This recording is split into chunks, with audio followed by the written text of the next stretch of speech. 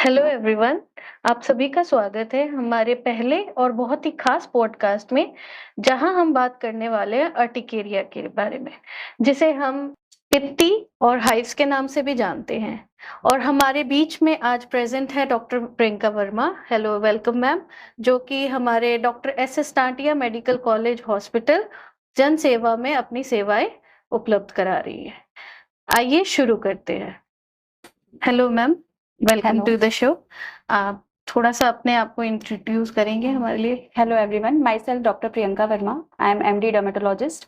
I am working as assistant professor in Jan Seva hospital Shri Ganganagar Rajasthan. So ma'am, हमारे जैसे hospital में बहुत से मरीज है, तो उनके बहुत से सवाल थे पित्ती को लेके, अर्टिकेरिया को लेके। तो हम आपसे जानना चाहेंगे उन सवालों के जवाब, जिसमें सबसे पहला सवाल ये है कि ये अर्टिकेरिया क्या है? ओके, अर्टिकेरिया एक बहुत कॉमन स्किन प्रॉब्लम है जो कि अप्रोक्सीमेटली 20% पॉपुलेशन को उनके लाइफ टाइम में एक बार प्रभावित कर सकती है। अर्टिकेरिया को हम कई सारे लोग पित्तिया दाफड़ के नाम से भी आप लोकल भाषा में बोल सकते हैं, या फिर जो एजुकेटेड लोग हैं वो उनको उसको हाइव्स के नाम से भी जानते हैं। इस बीमारी में पेशेंट को जो हमारे पास जो आते हैं उनमें 3 कैरेक्टरिस्टिक सिम्टम्स होते हैं। उनको रेडनेस होता है, खुजली होती है, इचिंग होती है, एंड देन स्वेलिंग हो सकती है। एंड इसमें जो निशान निकलते हैं उनका ये कैरेक्टरिस्टिक फीचर और है कि ये सडनली अपीयर होते हैं और ओके सडनली ही डिसअपीयर हो जाते हैं। जी। मतलब पेशेंट को अचानक से निशान निकलेंगे और कुछ मिनटों या कुछ घंटों से लेके 24 घंटे के अंदर ये निशान खत्म हो जाते हैं। जी मैम, ठीक है मैम। इसी के द्वारा मैं और जानना चाहूंगी कि ये होता कैसे, रीजन क्या है इसका होने का? देखिए, अर्टिकेरिया बेसिकली जो इसका बेसिक मैकेनिज्म है उसमें हमारे शरीर में कुछ स्पेशल सेल्स होती हैं, इम्यून सेल्स होती हैं, जिनके जी हाइपर मैम। रिएक्टिवेशन के कारण अर्टिकेरिया होता है। जी। ये हाइपर रिएक्टिवेशन एनवायरनमेंट में कोई भी ट्रिगर हो सकता है जिसकी वजह से ये हाइपर रिएक्शन हो सकता है। इसमें हमारे शरीर में एक विशेष सेल्स होती हैं जिनको मास्ट सेल्स बोलते हैं। उनसे केमिकल रिलीज होता है हिस्टामिन। उसके एक्शन की वजह से इस तरह के रेड कलर के निशान और अर्टिकेरियल रैशेस होते हैं। अच्छा, थैंक यू मैम। और मैं और जानना चाहूंगी, आपने जैसे बताया कि निशान होते हैं, रेड होते हैं, तो ये कई प्रकार के होते हैं क्या? बिल्कुल, अर्टिकेरिया बेसिकली 2 प्रकार का होता है, एक्यूट और क्रॉनिक अर्टिकेरिया। ओके। अगर अर्टिकेरिया के निशान 6 सप्ताह से कम समय से हो रहे हैं तो हम उसे एक्यूट अर्टिकेरिया में रखते हैं, और अगर अर्टिकेरिया के निशान 6 सप्ताह से ज्यादा समय से हो रहे हैं तो हम उसे क्रॉनिक अर्टिकेरिया में रखते हैं। इसमें एक कैटेगरी और होती है जिसको हम इंड्यूसिबल अर्टिकेरिया बोलते हैं। इंड्यूसिबल अर्टिकेरिया में जो निशान होते हैं उसमें पेशेंट अपने आप ही उन निशानों को डेवलप कर सकता है, उनको इंड्यूस कर सकता है। सपोज कुछ अर्टिकेरिया के रैशेज ऐसे होते हैं जिसमें अगर हमने लीनियर अपने शरीर पे एक स्क्रैच किया या फिर प्रेशर डाला जी। तो फिर उससे स्पॉन्टेनियसली डेवलप हो जाते हैं, सेम टाइम डेवलप होते हैं। तो इसको हम इंड्यूसिबल अर्टिकेरिया की कैटेगरी में रखते हैं। Okay, thank you ma'am. और अगर आगे बात करें तो क्या ये फैल सकती है दूसरे अंगों में? देखिए, बेसिकली अर्टिकेरिया एक बहुत ही मतलब साधारण सी माइल्ड डिजीज है। इसमें कोई ऐसा सीवियर लक्षण नहीं होता है, कोई लाइफ थ्रेटनिंग प्रॉब्लम नहीं है, जी मैम। और ज्यादातर केसेस में कोई लाइफ थ्रेटनिंग कॉम्प्लिकेशन भी नहीं है। बट कुछ केसेस में, बहुत रेयर केसेस में, ये बुखार के साथ भी प्रेजेंट कर सकता है, पेट दर्द के साथ भी प्रेजेंट कर सकता है, या फिर अदर बॉडी सिस्टम्स में इन्वॉल्व करके अदर जो बीमारी हैं उनके साथ एसोसिएटेड हो सकता है। बट ज्यादातर केसेस में ये माइल्ड ही होता है। बहुत ही रेयर केसेस में अदर डिजीजेस के साथ एसोसिएटेड होता है और एनाफाइलेक्सिस वगैरह जैसे कॉम्प्लिकेशंस करवा सकता है, बट ऐसी स्थितियां बहुत कम होती हैं। ठीक है, धन्यवाद मैम। और आपने बहुत अच्छे से हमें ये समझाया है, बट मैं एक और सवाल आपसे पूछना चाहूंगी, जिसमें मैं ये जानना चाहती हूँ कि अगर किसी को ये बीमारी अर्टिकेरिया हो जाए या पित्ती हो जाए, तो उन्हें क्या करना चाहिए? देखिए, अर्टिकेरिया, जैसे मैंने आपको बताया कि अर्टिकेरिया मुख्यतः 2 प्रकार का है, एक्यूट और क्रॉनिक अर्टिकेरिया। जी मैम। एक्यूट अर्टिकेरिया में जो पेशेंट्स है उसमें अपने को कारणों को देखना है। एक्यूट अर्टिकेरिया जनरली जो है कुछ 4-5 कारणों से संबंधित होता है, जिसमें सबसे पहला कारण है इन्फेक्शन। किसी भी प्रकार का इन्फेक्शन, अगर आपको यूरिनरी ट्रैक्ट इन्फेक्शन है, आपको पेट दर्द है, अगर आपको सिंपल वायरल फीवर भी हुआ है, तो वो अर्टिकेरिया के साथ प्रेजेंट कर सकता है।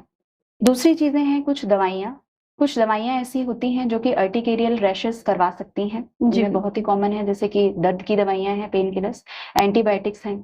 ओके। तीसरी है फूड आइटम्स, जो कि लोगों में बहुत ज्यादा धारणा होती है कि हमें ये खाने से अर्टिकेरिया हुआ है, ये खाने से हमें पित्ती दागफड़ निकले हैं। तो कुछ ही फूड आइटम्स ऐसे होते हैं जिनसे अर्टिकेरियल रैशेज संबंधित होते हैं। जी। उनमें जो मुख्यतः जो है वो है डेयरी प्रोडक्ट्स, अंडे, eggs, soybean, nuts and peanuts. तो ये बहुत ही कम फूड आइटम्स की लिस्ट है जिनसे अर्टिकेरिया हो सकता है, बट ये भी फूड आइटम्स हर किसी में जरूरी नहीं है कि इन फूड आइटम से हो ही, जस्ट एक सस्पेक्टेड लिस्ट है। इसके अलावा कुछ एनवायरमेंटल एलर्जेंस हैं, जैसे कि कुछ प्लांट्स होते हैं, वेजिटेबल्स हैं, कुछ लेटेक्स वगैरह हैं, इनकी एलर्जी की वजह से भी कुछ लोगों में अर्टिकेरियल रैशेस हो सकते हैं। जी। बट ये रैशेस शॉर्ट टाइम के लिए होते हैं, जैसे ही आप उनसे कांटेक्ट हटाते हैं वैसे ही आपका अर्टिकेरिया सबसाइड हो जाता है, वो निशान खत्म हो जाते हैं। तो हम इसे एक्यूट अर्टिकेरिया की कैटेगरी में रखते हैं। दूसरा है क्रॉनिक अर्टिकेरिया। क्रॉनिक अर्टिकेरिया में ज्यादातर केसेस में कोई फिक्स कारण नहीं होता है। इसमें या तो कुछ केसेस ऑटो इम्यून होते हैं, जिनमें अपने शरीर में कुछ ऐसी सेल्स बनती हैं जिनको हम ऑटो एंटीबॉडीज बोलते हैं, जिनकी वजह से इस तरह के रैशेस निकलते हैं। और बाकी ज्यादातर केसेस में इसमें कोई डेफिनेट कारण नहीं होता है, तो हमें कारणों में बहुत ज्यादा नहीं जाना चाहिए। जी। जी। कुछ केसेस में हम अदर वर्कअप सजेस्ट करते हैं पेशेंट्स को, जैसे कि सीबीसी है, थायराइड प्रोफाइल है, अगर हमें कोई और चीज सस्पेक्टेड लग रही है जैसे एएनए प्रोफाइल है, तो उन केसेस में हम इन्वेस्टिगेशन सजेस्ट करते हैं। अदरवाइज ज्यादातर केसेस में हमें जस्ट ट्रीटमेंट देना होता है अर्टिकेरिया, क्रॉनिक अर्टिकेरिया के केसेस में। जी मैम। तो ऐसा है। और इंड्यूसेबल अर्टिकेरिया में जैसे मैंने आपको बताया कि प्रेशर से इंड्यूस हो सकता है, कई लोगों को एक्सरसाइज से इंड्यूस हो जाता है, कई लोगों को हीटेड एनवायरनमेंट से इंड्यूस हो जाता है, जिसको हम कोलिनर्जिक अर्टिकेरिया भी बोलते हैं। तो बेसिकली हमें ऐसी चीजों से बचाना है जो कि हमें सस्पेक्टेड लग रही हैं कि ये चीज हमें रैशेस करवा रही है। जी। और अगर उनको ऐसा कुछ हो तो वो इमिडिएटली डॉक्टर आपको कंसल्ट बिल्कुल करें। डॉक्टर से सलाह लेना, डर्मेटोलॉजिस्ट से सलाह लेना एक बहुत ही इंपॉर्टेंट एस्पेक्ट है इसमें। जी। कई बार पेशेंट क्या होता है कि बाहर से कुछ डायग्नोस्टिक टेस्ट करवा करके आता है, जैसे कि एलर्जी टेस्ट है, जो कि पेशेंट्स में बहुत ही कॉमनली मरीज हमारे पास खुद 3-4 पन्नों की एक जांच लेकर के आता है और हमें बोलता है कि मैडम हमें इन चीजों से एलर्जी निकाल के दी गई है और हमने ये खाने वाली चीजें बंद भी कर दी हैं, उसके बाद भी हमें निशान हो रहे हैं। तो ये मैं आपको बताना चाहूंगी कि ये टेस्ट का बहुत ज्यादा यूज नहीं है, कोई बहुत ज्यादा सिग्निफिकेंस नहीं है।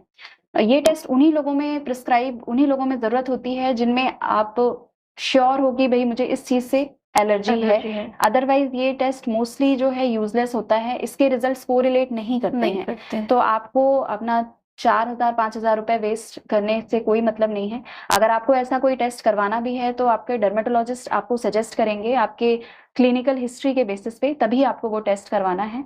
ज्यादातर केसेस में इस टेस्ट का कोई भी यूटिलाइजेशन नहीं है। मैम जैसे कि आपने बताया कि एलर्जी टेस्ट का कोई सिग्निफिकेंस नहीं है, इसके साथ करा के ना आए, तो क्या इसको अर्टिकेरिया को डायग्नोस करने के लिए इसका कोई पुष्टिकरण टेस्ट या कंफर्मेशन टेस्ट है? देखिए, अर्टिकेरिया का डायग्नोसिस मुख्यतः क्लिनिकल सिम्टम्स के बेसिस पे होता है। हमें ज्यादातर केसेस में किसी डायग्नोस्टिक टेस्ट की जरूरत नहीं होती है।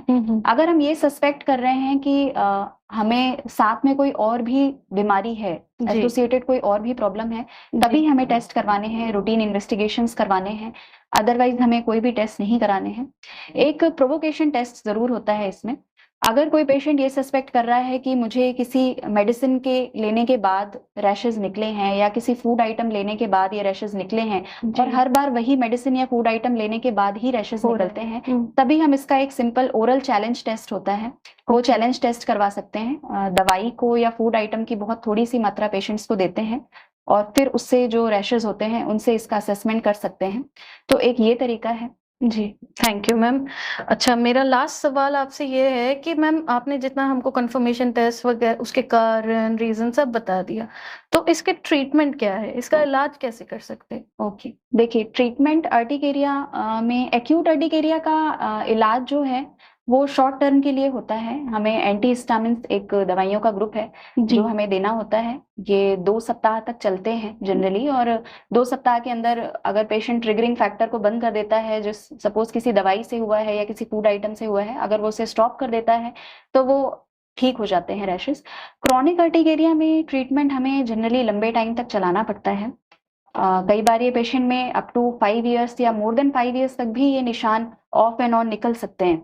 ओके। तो ये चीज़ पेशेंट को माइंड में रखनी पड़ेगी कि जैसे अदर बीमारियां, क्रॉनिक बीमारियां हैं, जैसे बीपी है, शुगर है, उनका ट्रीटमेंट लंबा चलता है, उसी तरह से हमें स्किन में अर्टिकेरिया का ट्रीटमेंट लंबा चलाना पड़ सकता है। इसमें जो दवाइयाँ हैं, एंटीहिस्टामिन्स जो हैं, वो बिल्कुल सेफ दवाइयाँ हैं। इनमें कई समय तक साइंटिफिक परीक्षण होते हैं, उसके बाद ये दवाइयाँ आती हैं। तो ये दवाइयाँ बिल्कुल सेफ होती हैं और इनको लेने में किसी भी प्रकार का कोई डर नहीं है। जी। ये thank you very much ma'am, यही था मेरा लास्ट क्वेश्चन और मैं आपका बहुत-बहुत धन्यवाद करना चाहूँगी कि आपने हमारे जो आम जनता है उनके सवालों का बहुत ही आसान तरीके से ईज़िली बताया है। इसके लिए very much thank you. Okay.